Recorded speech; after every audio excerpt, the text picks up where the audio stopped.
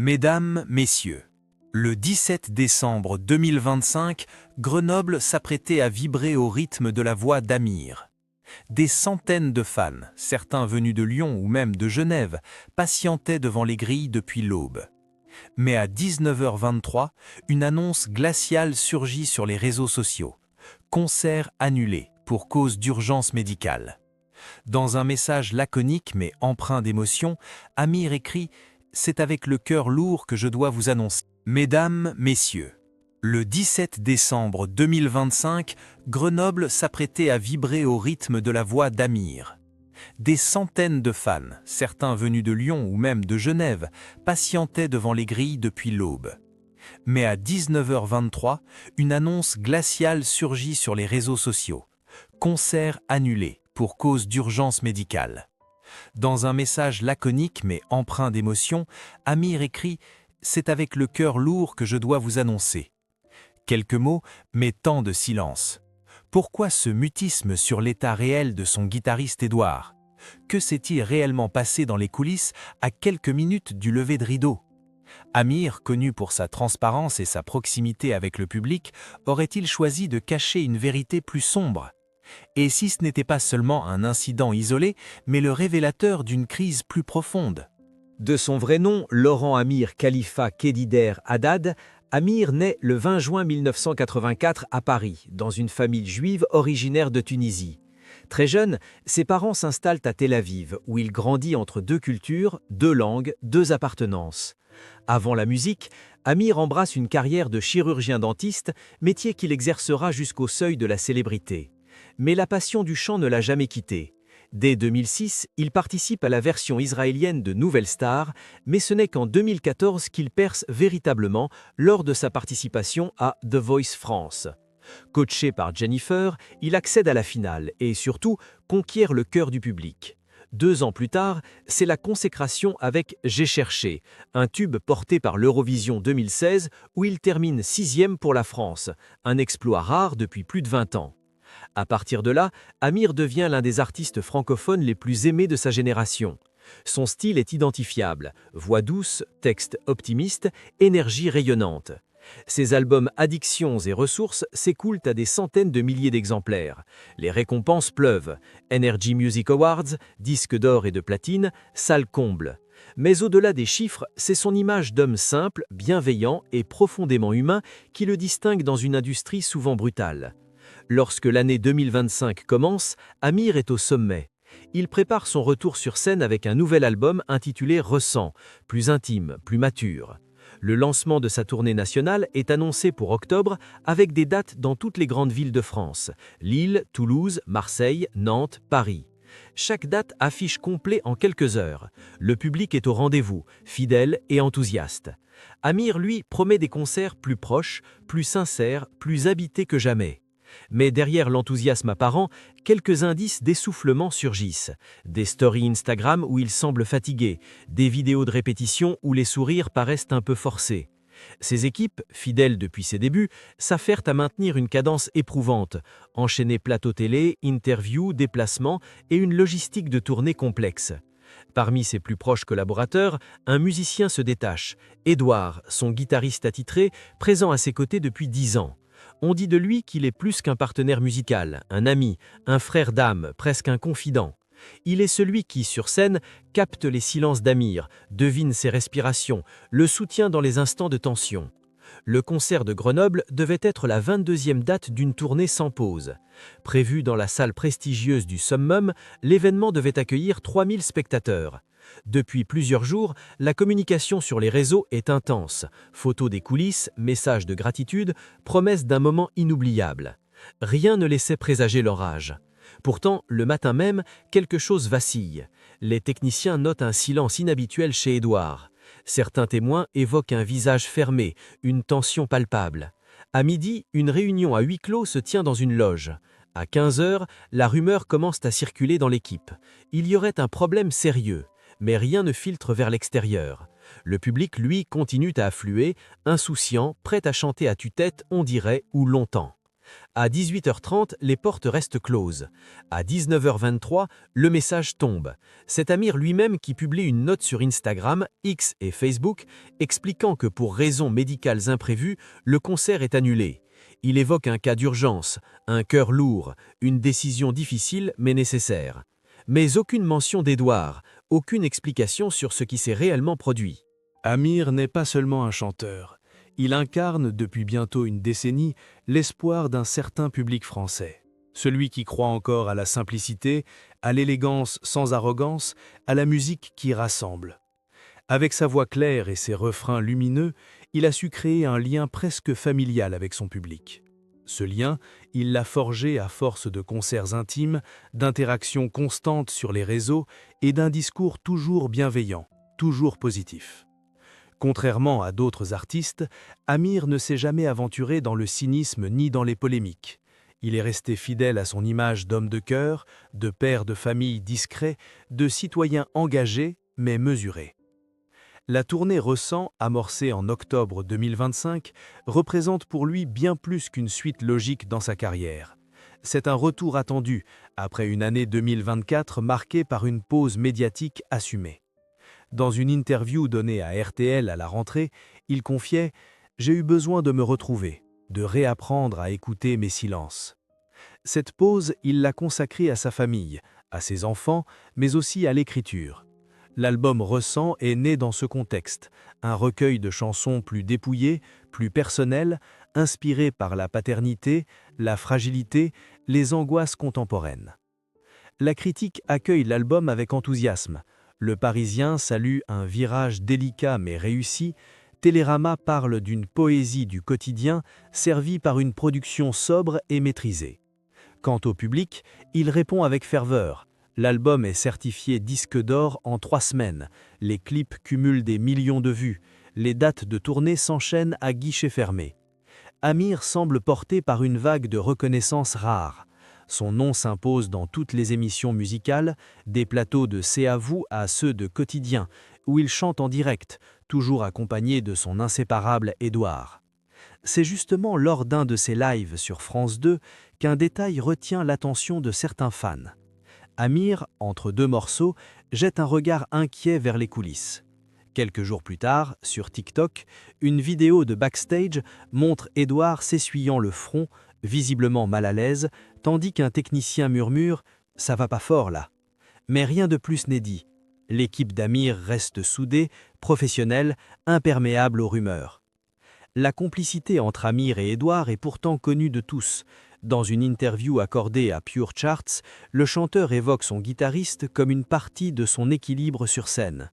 Ils se sont rencontrés il y a plus de 10 ans, à une époque où Amir chantait encore dans de petits bars parisiens. Depuis, ils ne se sont jamais quittés. Édouard, silhouette discrète en coulisses, connaît chaque respiration d'Amir, chaque variation dans son jeu scénique. Leur langage est presque télépathique. On dit qu'il sait avant Amir quand celui-ci va improviser ou changer de tonalité. Cette fusion musicale est devenue au fil des années un pilier invisible de son succès. Durant la tournée Ressent, cette alchimie atteint son apogée. Les concerts, magnifiquement mis en scène, alternent moments de liesse collective et instants de recueillement. Amir se permet même d'interrompre le show pour parler à ses fans, poser des questions, partager une anecdote. Il évoque ses enfants, son rapport à la foi, ses blessures anciennes. C'est ce mélange de vulnérabilité et de maîtrise qui séduit. Il ne joue pas à être une star, il vit son art comme un prolongement de lui-même. Mais ce lien fusionnel, cette intensité constante a un prix. Les rythmes de la tournée sont infernaux, 4 villes en 6 jours, avec très peu de repos. Certains musiciens racontent avoir dormi à peine 3 heures entre 2 concerts. Et Amir, perfectionniste, s'implique dans chaque détail. Lumière, son, balance, costume, logistique. Il veut que chaque fan reparte avec le sentiment d'avoir vécu un moment unique. Cette exigence, admirable sur surface, devient un fardeau dans l'ombre. Des techniciens murmurent que l'équipe tient debout grâce à l'adrénaline et au café. Loin des caméras, la pression monte. Amir semble fatigué. Édouard, lui, devient de plus en plus silencieux. Et personne à ce stade ne pense à ralentir. Grenoble devait être un sommet, une ville symbolique dans la carrière d'Amir, où il avait donné l'un de ses tout premiers concerts, en 2015. 10 ans plus tard, il rêvait d'un retour triomphal. Tout était prêt. La scène montée, les lumières testées, les loges préparées. Mais rien ne s'est passé comme prévu. Le jour même du concert, l'ambiance dans les coulisses est inhabituellement tendue. À 14 h, selon un technicien de scène présent ce jour-là, Edward est aperçu, assis seul dans un couloir, le regard dans le vide. Quand un collègue tente de lui adresser quelques mots, il répond brièvement, puis s'éloigne sans un mot. Ce comportement contraste fortement avec celui habituellement jovial et détendu qu'on lui connaît. Un autre membre de l'équipe racontera plus tard « Il semblait ailleurs, comme s'il portait quelque chose de trop lourd pour lui ». À 16h30, alors que la balance est en cours, Edward ne se présente pas. Amir interrompt les essais, demande une pause, puis disparaît en loge. Ce qui s'y passe pendant les 2 heures suivantes reste flou. Officiellement, aucun communiqué n'est publié, mais dans le couloir menant aux loges, des voix s'élèvent, des éclats de ton. Certains parlent même d'une dispute contenue. Un agent de sécurité du summum de Grenoble, interrogé anonymement, évoquera une ambiance glaciale, inhabituellement nerveuse. À 18 h, une ambulance est appelée discrètement à l'entrée du personnel. Edward est évacué en urgence sans que le public ou les journalistes présents en périphérie ne soient informés. Amir reste cloîtré dans sa loge en compagnie de son manager et de 2 membres de la production. La décision est prise, le concert est annulé. Mais au lieu de faire une annonce publique claire, l'équipe choisit une communication minimale, un simple message posté à 19h23 sur les réseaux sociaux. Chers amis, c'est le cœur lourd que je dois vous annoncer que pour des raisons médicales imprévues, le concert de ce soir à Grenoble n'aura pas lieu. Merci de votre compréhension. Ce qui frappe immédiatement, c'est l'absence totale de détails. Aucun nom, aucun diagnostic, aucun engagement de nouvelles dates. Les fans, d'abord compréhensifs, commencent à se questionner. Sur X, ex-Twitter, des hashtags émergent dans la soirée. Hashtag GrenobleGate, hashtag Où est Edouard, hashtag Transparence. Les forums de fans s'enflamment. Certains expriment leur inquiétude sincère, d'autres leur déception amère. J'ai pris 2 jours de congé, réservé une chambre d'hôtel et tout ce qu'on nous donne c'est 2 lignes, écrit une internaute. La presse s'empare rapidement du sujet. France Bleu Isère, en première ligne, tente d'obtenir plus d'informations. Mais du côté du staff d'Amir, c'est silence radio. Aucun communiqué officiel, aucun porte-parole. 2 jours plus tard, le Parisien révèle qu'Edward aurait été hospitalisé au CHU de Grenoble pour un épisode aigu de détresse psychologique. L'information, bien que non confirmée par la famille, est reprise en boucle. D'autres médias spécialisés, comme Voici ou Closer, parlent même de tentatives de burn-out, voire d'un épisode anxieux aggravé par des tensions au sein de l'équipe. Plus troublant encore, certains membres anonymes de la tournée commencent à témoigner. Un technicien affirme que depuis début décembre, Edward montrait des signes alarmants de fatigue extrême.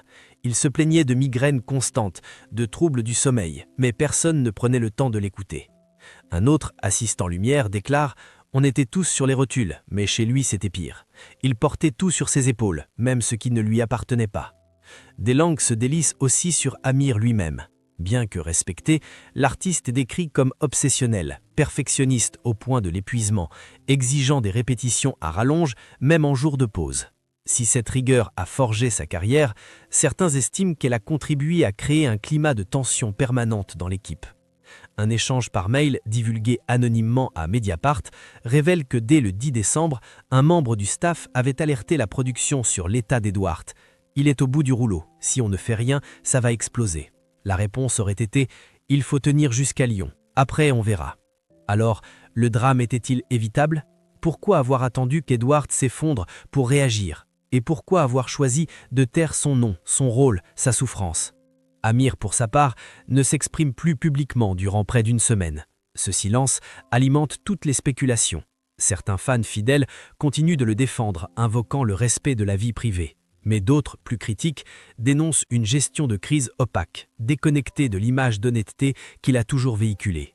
Dans une vidéo TikTok devenue virale, une fan en larmes conclut « On ne demande pas des excuses, on demande juste la vérité ». Et c'est peut-être là que le scandale prend racine, non pas dans l'accident lui-même, mais dans le sentiment qu'on a voulu cacher, contrôler, étouffer.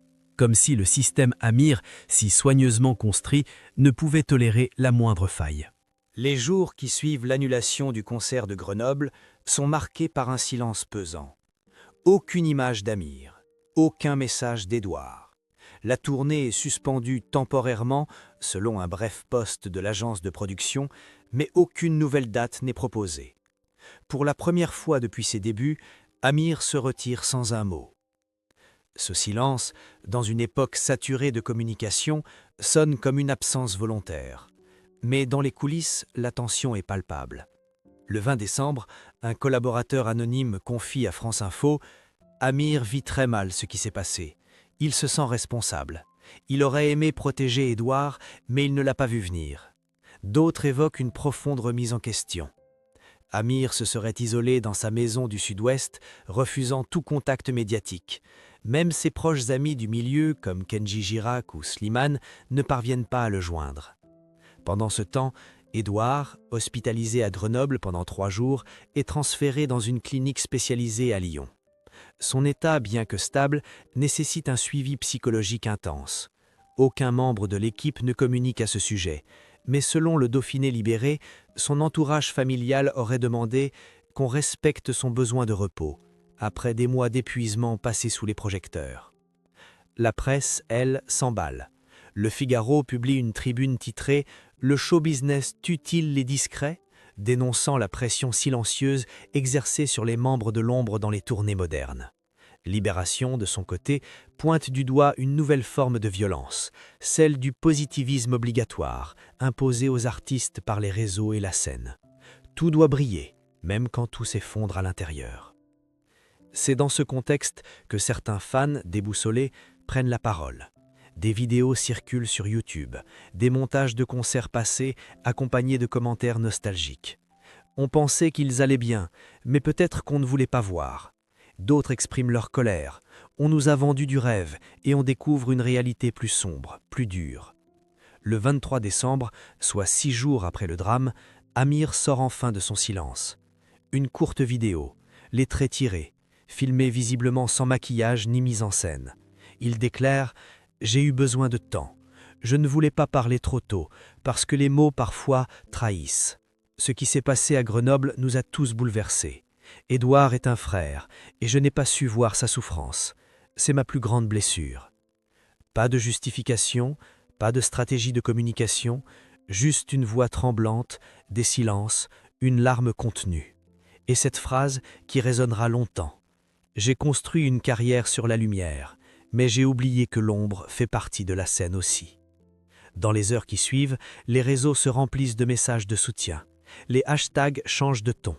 Hashtag Courage Amir, hashtag On est avec Édouard, hashtag Repose-toi. La colère se mue en compassion. On ne demande plus de compte, on accepte le silence, le temps, la fragilité. Une forme de maturité collective, presque rare dans le monde ultra rapide de la musique populaire. Mais pour Amir, quelque chose s'est brisé. Il annule toutes les dates de janvier. La tournée Ressent, prévue jusqu'en mars, est suspendue sine die. Dans une lettre adressée à ses fans, publiée sur son site officiel, il écrit « Je ne sais pas quand je reviendrai. Peut-être bientôt, peut-être plus tard, mais je reviendrai différemment, plus vrai, plus humain. » Au-delà des projecteurs, des tubes et des salles combles, l'affaire de Grenoble a révélé une vérité plus universelle. Même les étoiles les plus aimées peuvent vaciller. Le scandale autour de l'annulation du concert d'Amir n'a pas pris la forme d'un clash, d'un excès ou d'un mot de trop. Il s'est cristallisé dans un silence, celui d'un homme brisé par la culpabilité, celui d'un musicien tombé d'épuisement et celui d'un public confronté pour la première fois à la face cachée d'un système qui l'idolâtre. Cette crise a mis en lumière la tension permanente entre l'image que l'on donne et la réalité que l'on vit. Amir, symbole de lumière et de sincérité, s'est heurté à ses propres limites. L'homme derrière la voix s'est effondré, non pas physiquement, mais émotionnellement, confronté à une réalité qu'il n'avait peut-être jamais voulu voir, celle de la pression constante, de la perfection exigée, du bonheur performatif. Il a compris que même l'amour du public ne peut pas tout réparer, pas quand les fondations tremblent de l'intérieur. Mais ce scandale a aussi ouvert une brèche précieuse. Pour la première fois, Amir a laissé paraître ses failles, ses silences, ses doutes. Et loin de le fragiliser, ce dévoilement l'a rendu plus humain, plus vrai. Il ne s'agit plus du chanteur au sourire inaltérable, mais d'un homme capable de dire « je ne vais pas bien » et de suspendre la course pour mieux se retrouver. Les fans, dans leur grande majorité, ont su entendre cette vulnérabilité. Loin de le rejeter, ils l'ont entouré. Des courriers, des vidéos, des poèmes affluent. Sur Instagram, un fan écrit « Merci d'avoir enfin montré que tu n'es pas qu'un artiste, tu es aussi un homme, et c'est pour ça qu'on t'aime. » L'émotion devient collective, et quelque chose d'inattendu naît de cette fracture. Une reconnexion plus profonde, moins idéale, mais plus sincère. Reste une question essentielle posée par de nombreux commentateurs. Pourquoi a-t-il fallu attendre la chute pour qu'on entende la souffrance ? Pourquoi l'industrie musicale n'est-elle pas capable d'écouter avant l'effondrement ? Ce drame aurait-il pu être évité si le système valorisait davantage l'équilibre humain que la performance continue ? Aujourd'hui, Édouard poursuit sa convalescence loin des scènes. Amir, lui, s'est retiré pour un temps indéfini. Mais au fond, cette pause n'est pas un abandon, elle est une respiration, une tentative de réparation. Car au final, la plus grande force d'un artiste ne réside pas dans sa capacité à briller sans cesse, mais dans son courage à s'arrêter, à reconnaître ses limites et à revenir quand il sera prêt. Et vous ? Pensez-vous qu'un artiste puisse renaître après avoir montré ses blessures au grand jour ? Pouvons-nous encore aimer un chanteur quand il cesse d'être parfait ? Ou est-ce précisément là que commence l'admiration véritable ?